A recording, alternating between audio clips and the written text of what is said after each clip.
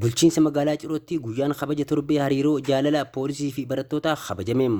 Ayyaanni kun akkamitti kabajame gabaasa bal'aa isin biraan geenya. Namoonni chaanaala miidiyaa poolisii Harargee Lixaaf haaraa taatan sabskiraayib akkasumas laayikii gochuu hin dagatinaa isiniin jenna.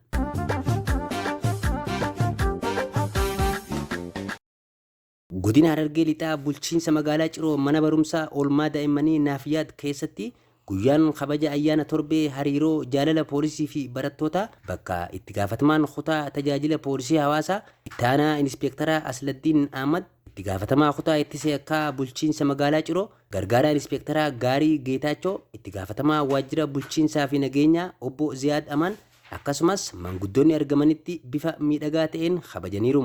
Ayyaana kana kabajuuf akkuma poolisiin mooraa mana barumsichaa seeneen barattoonni jaalala poolisiif qaban bifa kanaan agarsiisaniiru.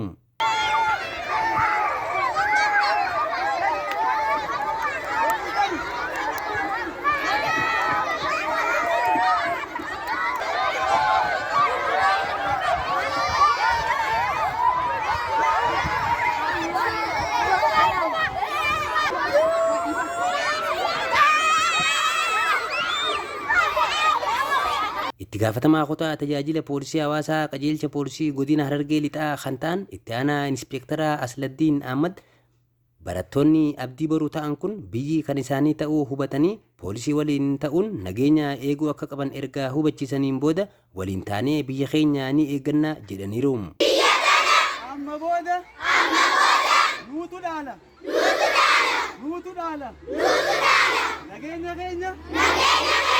Polisi waliin taane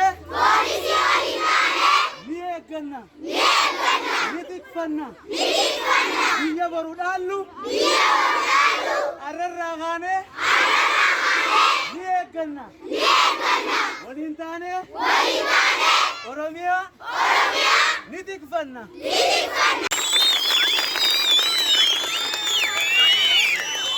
Xumura irrattis kennaa waajjirri poolisii bulchiinsa magaalaa Ciroo barattootaaf qabatee dhaqe kanneen akka dabtaraa fi qalamaa duree mana barumsichaaf kennuun daabboo muranii buna dhuguun bifa miidhagaa ta'e kanaan kabajaniiru.